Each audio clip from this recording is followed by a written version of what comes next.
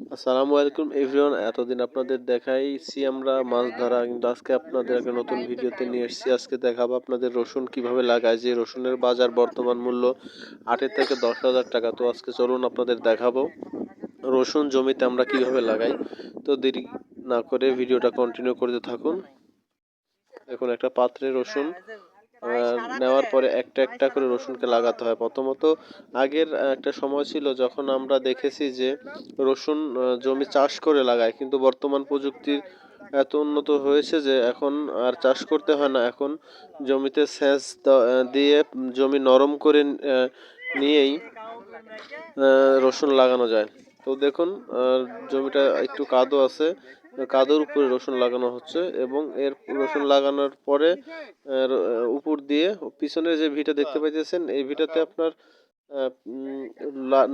নাড়া দিয়ে জমিটাকে ঢেকে দেওয়া হয়েছে। তো কৃষক দেখুন, কৃষকেরা ধান রসুন লাগাইতেছে।